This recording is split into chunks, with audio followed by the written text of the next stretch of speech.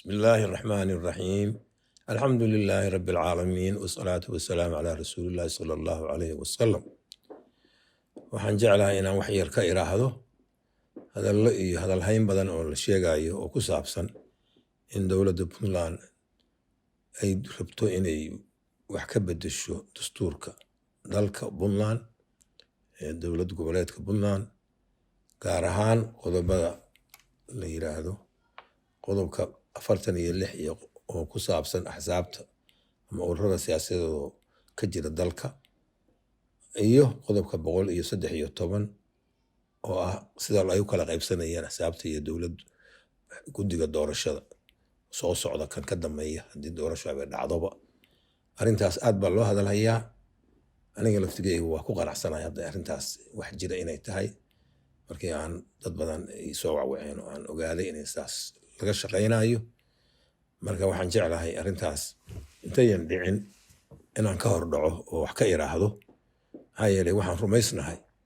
dastuur la farafareeyo waqtiga hadda ah iyadoo dowladda waqtigeedu ay bila ka harin sanad ka yar in ay keeni karo dhibaato hadhow aan laga bixi karin oo shiddo kale oo aan laga bixi karin keeni karto waxyaalo badan buu kalaaba la isku haystay oo doorashada nooceeda sax ma tahay iyo qayb ma tahay iyo daan loo dhammayn iyo wixii hore oo dhacayo saddexdii degmo ka dhacayo musuqmaasuqa lagu eedeeyey ee lagu damaysay marka haddii wax kale lagu sii daro marka waxay noqonaysaa arrintii caloosha laga raray bay noqonaysaa arrintaas jeclaan inaan wax ka iraahdo marka u horeysa intay dhegaysanaysa ama xukuumadda ha ahaato ama hay-adaha kaloo dastuuriga ah oo Puntland ha ahaadeen ama dadweynaha Puntland ama Soomaaliya oo dhan iyo cidda dananaysa beesha caalamkaba in aan wax ka iraahdo dastuurkan hosiisaba wax xad qarameed la iska farafareeyaba mise waa dastuur hawl la geliyay xad qarameedkii markii uu dhamaaday waqtigiisii daraaf kale oo muddo maradii naga horreeyay ay sameynayeen oo aan u la fakurayn sidii la rabay markii anagana soo gaadhay aan aragnay baarlamaanka soo celinay in aan markaas wasaaradna sameynay nin loo yaraho Allah u naxariistay Cabdi Xasan Jimcaale iyo guddi baarlamaanka ka mid ah aad loo la faguray aqoon-yahan badan isugu yimaadeen duruufaha markaa jiray dalka ka jiray guud ahaan nidaamka federaalka ah aan la aqoonsanayn oo dowladda laga diidan yahay iyo dowladda Puntland oo iyadu qaadatay masiir ama mowqif wanaagsan oo Soomaali isugu imaan karo ah inay hormuud u noqoto dowladda nidaamka federaalka ah oo dalka lagaga soo heshiiyey 2004 meesha la yiraahdo Nairobi shirkii lagu qabtay maamulkii waagaa lagu dhisay 2004 madaxweyne waagaa joogay Cabdullaahi Yuusuf oo madaxda ka noqday dabadeedna Puntland ay horgale u noqotay in iyadu markaa ay hirgeliso si inta kale ay ugu hogaamiso wixii markaas iyagu dhibaato ku qabana maxaa laga qanciyo siday u qaadan lahaayeen dhibaato u arkaya cid ku qabta ma jirtee arrintaas marka juhdigii la geliyay oo dowladda aanu markaan madaxda ka ahaa 2009 dhalatay wixii aan gelinay oo ahayd inaan la faguro duruufaha jirana waafajino juhdi weyn baa laga soo maray muddo soconayay aqoon-yahanu ay gacanta gasheen laguna ansixiyey shir weyne la qabtay 2012 bishii Abriil 15keedii ilaa 18keedii lagu ansixiyey dadweyne tiradiisu ay leeg tahay xaamilu sowd ah oo isla deegaamada Puntland laga aasaasay dowladda Puntland dadkii ergada ahaa oo dadku soo doortay dowladdu waxba ayaan gacan ku lahayn inay hebel ii soo saaro ergadaha soo galay iyo in dastuurka sidii la rabo loo ansixiyo hal gacan ayaan ku lahayn marageedina uu joogo hadeer uu joogo dalka inkii guddoomiyaha ka ahaa shirka hogaaminaya guddiga doorashada waagaas Maxamed Xasan Barre madaxdan ay weydiin karo ayaan rabaa inaan bal iraahdo dowladda hadda jooga waxaan faraha kala bax sidaan oran lahaana wax sidatan marka u horeeya qodobada dastuurka wax laga bedeli karaa waa labo mid waxa weeye qodobka 139 oo si toos ah wax looga bedeli karo dastuurka haddii wax duruuf adag oo golayaasha dowladda iyo meel walba iyo dowladda hay'adaha dastuuriga iyo waxgaradka iyo siyaasiyiinta dalka iyo culimada diinta iyo dhaqanku ay isku waafaqsan yihiin wax loo baahan yahay ay tahay oo yiraahdo lagama fursan karo wax caqabad ay iyadoo aan maanta malayn caqabad jidha inay jirto bay ku imaan kartaa iyo midda hadda socota oo qodobka dastuuriga ah oo 140 ay tahay in wax laga bedelo kaas oo ah dastuurka federaalka ah oo hadda gacanta lagu hayo laba komishin ay gacanta ku hayaan guddiga independentiga ah ama madaxa bannaan oo dowladdu golaha wasiirada laga magacaabo Puntland cidi kaga jidhaba hadda awalna madax ka ahaan jireen kii hore oo aan meeshii hawsta gaarsiin maamulada jira oo xubinta ka ah dowladda federaalka ah mid hal qof ay ku lahaan karaan iyo guddiga isaguna dib u eegidda oo oversight-ka loo yaqaan oo dib uga sii eegaya guddigaas waxay soo saaraan isla la fagura dabadeedna labada aqal oo baarlamaanka federaalka geynaya in loo ansixiyo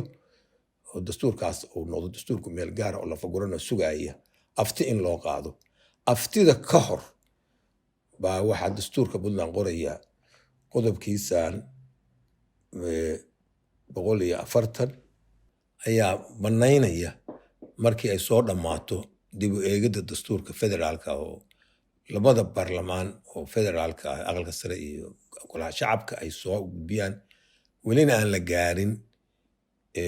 afti in loo qaado in dastuurka Puntland la waafajinayo iyo kuwa maamulada kale oo xubinta ka ah dowladda federaalka qodobkaas waa qodob caan ah oo la yaqaan haddeena gacanta lagu hayaa ma garanayo sababta keeni kadha in iyadoo hadda gacanta lagu hayo ay dhici kadhawa sanadku intuusan dhammaanba in la dhammeeyo wax badan uma dhimanayn in duruuf loo baahan yahay oo maamul kale maamulada federaalka xubinta ka ah oo Puntland marsan bay hadda tan taagan oo kale inay baahi keeni karto in la bedelo qodob idoo taasba ay sugayso in lagu bedelo markii muxuu ahaayay ay soo dhammaato qodobkan marka 139 ka oo baahida gaarka ah la rabo in wax laga bedelo baa dhibaatada ku jirta wadana gaar ah leeyahay dowladdu ay ka leedahay oo ah inay iyadu isku jaangoyso qaabka qodobka loo qoraayo sida ay rabto xukunka inay ku sii joogto ama birri bay ku sii kororsato ama ay la soo baxdo xisaab iyada oo gaar ah oo ay jeebka ku wadato ay ka soo saarto arrintaasuna wax la aqbali karo maaha shacabka Puntland oo ma cuntamo Soomaaliyana ma cuntamo dhibaato keeni kara iyo burbur iyo shiddo sababtuna waxay tahay shuruudaha ku xiran baa waxay yihiin kuwa badan oo 6 qodob ah 6daa qodob mid ka mid ah oo qodobka 5aad ah wuxuu loo soo raray wixii shuruudihii ku xiraa qodobadii ugu horreeyay dastuurka lagu furay oo aan la bedeli karin waxayna xambaarsanaayeen nuxur adag oo ummadda Soomaaliyeed dastuurkeeda u ah saldhig oo aan laga boodi karin bay xambaarsanaayeen qodobkaas waxaa ku urursan marka qodobada ama articleska 1 2 3 4 9 iyo 13 oo dastuurka qaybtiisa hore ah kuwaasoo aad ugu nuxnuxsanaya wixii ku saabsan diinta islaamka saraynta sharciga wada tashiga wax kastoo imaanaya sinaanta iyo cadaaladda bulshada oo waafaqsan shariicada islaamka ah yaan ahayn maaragtay waxyaalo badan hadda la keeno oo la yiraahdo arrimo bulsho oo anu hadda afka inaan ku ballaariyo ka xishoodo oo la yiraahdo jinsiyada iyo wax la sheegayay nabadaynta iyo xasiloonida dalka oo waarta iyo horumarka halkaasaa loo soo naqilay shuruudahaasi ka mid noqonaysaa wuxuu noqonayaa qodob haddii wax la bedelayo ay horgalo u noqonayaan guddi baarlamaan ka socda wadatashi badan oo wixii khusayso oo dhan inta hay-adaha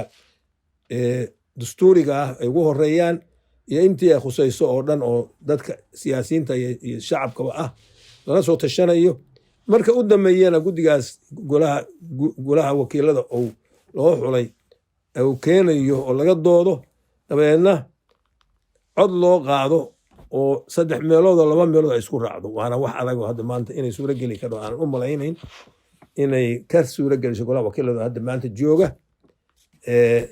dowladdu waqtigeedii ka dhammaaday duruufo loo baahdan maanta ay jirin haddii loo baahan yahay dastuurka in wax laga bedelo culayska hal la saaro dastuurka federaalka dhammaystirkiisa ودولة حميدة كدولة ده ميدل بكله لبدا جدي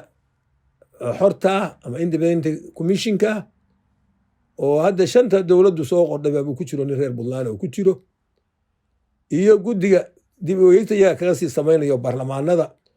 oo dowladaha xubinta ka ahayna iyaguna midxabad ku leeyihiin marka dowladaha xubinta ka ah oo hadda shanta ay waddanka hadda u ka dhisan yahay federaalka ahi labada guddiba mid xubin bay ku leeyihiin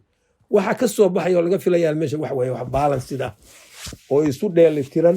oo awoodaha ugu darane iyo khayraadka iyo wixii marka la isku hayo iyo siyaasadaba waxa ka soo baxa wax isu dheelitiran bay noqonayaan intaan afti loo qaadin labada gole oo baarlamaanka federaalka laga ansixiyo golaha shacabka iyo golaha sareba labadaba markaas golaha aqalka sare leeyahay markii labadaba laga ansixiyo laakiin afti loo qaadin ayaa waxaa la waafajinayaa dastuurada dowlad goboleedyada la waafajinaya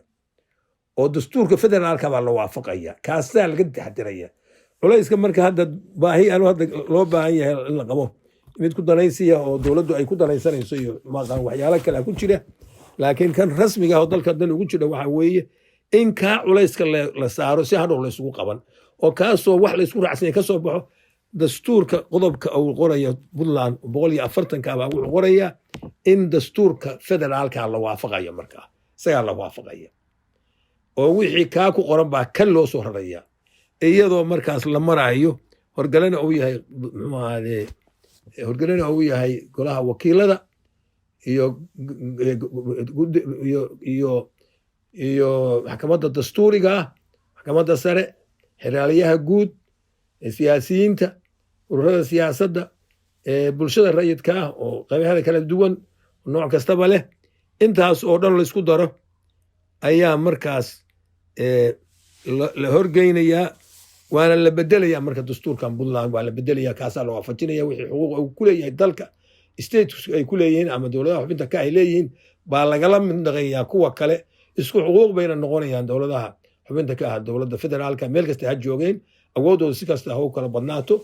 dadkoodu si kala ha u kala badnaadeen khayraadkooda si kasta ha u kala badnaadeen waxaasna oo shuruudahaasna waxaa kolley dastuurka weyn buu ku soo baxaya awoodda maanta dastuur bedelidda oo maanta halka lala soo aaday qodobka 39aad waxaa ka xaq badan oo leh in kaa la aado 140 kan wuxuu noqonayaa ku danaysi siyaasadeed intaas haddii aan ka gudbo waxyaalaha adduunka hadda ka dhacdhaca oo dastuurada la bedelo iyo waxaa dowladaha gaamuray oo ama islaam ha ahaadeen ama ha ahaadeen dowladahan kale oo reer galbeedka iyo ha ahaadeen lama hayo dastuur la bedelayo mid ku dhawaaqda dowladda Israa'iil baan maqlaayay dastuur baa wax laga bedelayaa waxa la rabaa in hoos loo dhigo awoodda muxuu ahay golaha sharci dejinta iyadana waxa ka dhacay waad maqlaysaan xisbigoodii qolooyinkii laga cabanayay laftigoodii baa mudaharaadka u horeysamay oo dhibaato ka taagan wadan reer galbeed sheegta oo maanta dastuur baa wax laga bedelayaa yiraahda kuwaas un baan maqlay iyada wax ka taagan waa la ogyahay wadamada Afrika baa arrinta laga maqlaa markii ninka waqtiga markaa jooga waqtigu ka dhamaado sidii uu wax ku ahaana soo xiriirto nooc kastaba ahaatee inuu had marka yiraahdo dastuurka aan bedelo oo si annagana leeg aan ku saxsan dowladda deriska hadana la aho Nairobi Kenya ayaa mar isku dayday hadir dhawaan wax fogba maaha dadka ka wada warhaya siyaasiyiin baa ku heshiisay madaxweyne markaa joogay iyo nin kale oo isagoo madaxweyne muxuu ahaa hadda raadinayay markii dambe maxkamadda sare diiday maxkamadda dastuurka diiday wadan sharci ka jiro way waa la diiday wadamada Afrikaanka sidaas ay wada yihiin badadooda waa maqalnaas u badan yihiin marka arrintaas laga waantoomo dowladda maxamed cabdi Cabdullaahi Deni madaxda ka yahay ha ka waantoodo ha ka joogsato wixii ka yimaada hadhowiyada mas'uul ka noqonaysa dhibaatadaas dadka dalka u dhashayna oo iyaguna iska sugaha waxaas oo hadhow lagu marsado taasiyaala gaar loo isticmaalo haddeerba weynii sheegaya ku baraaruga waxa dib ka xumaan doona horeyaan loo taaban dowladdan u sheega golayaashu ha u sheegeen golaha wakiilada gudoomiyaha golaha wakiilada idinka marka iridii taagan accountability ku lahaa hay'adda fulinta haddeerba ka digtoonaada u sheega golaha garsoorka oo maxkamadda sare iyo maxkamadda dastuurigana hadda u diyaar garoobeen marka wixii dalka hadhow dhibaato u keenaya haddeerba laga sii digtoonaado waxaana ku waaninayaa Siciidani iyo xukuumaddiisaba haddaad wax bedelaysaan halkaasi wax ka bedelmayaan xaggaa xooga saara dastuurka guud wixii dalka u dana inuu ka soo baxo shirarkana taga tan waxba iniin noqon mayso haddii danka hayso Siciid Cabdullaahi Deni inuu madaxweyne u tartamo dadka u wada furan yahay haddaan caqabad kale aan imaan oo damiye aan la gelin waa u furan yahay tanna waa u tartami karaa oo sharcigaa u ogol waxaan sharcigu ku ogolen ka joogo wixii sharcigu ku ogol yahay aad baan ku leeyahay haddaadan aadinna haddii hadhow wixii ka yimaada anigu saasaan samaynaya anigu ma oranayo dadkan ula sinnahay laakiin mas-uuliyad gaara way saarantahay inaan digniin bixiyo waa igu waajib waana aan bixiyey digniinta aan dadka u sheegayaana waa intaa shacab iyo hay-ada dawliya oo iyagu dastuuriya iyo kuwa kale axsaabta dalka hadda iyagu aan weli la sharciyeyn oo iyaga laftigooda filmku ku socdo ha laga digtoonaado waan ognahay axsaabta la wadwado waxaa ka buuxa kuwa aan buuxin shuruudihii lagu aasaasay guddiga tibek oo ahaa 6 gobol iyo 300 oo qof midkiiba dib baa la isugu noqonaya waa la baari doonaa waa la is og yahay waa la is yaqaanaa ciddaan buuxin haddeera bannaankaa joogto marka haddaan muxuu ahaaday runta laysu sheegin been baa laysu sheegay beenina hadhow meel laga leexdo male darbi waa kusoo oodmaysa hadhow waxaan gaalada u taqaano north through road weji albaab soo xiran wadaha haddaad iska socotay hadhow darbi waa kugu soo xirno nasiib darray noqonaysa sidaas baan anigu marka ku talinayaa waana iga dhab waana ku adkaynaya dadkana ku baraarujinaya asalaamu calaykum waraxmatullahi wabarakaatu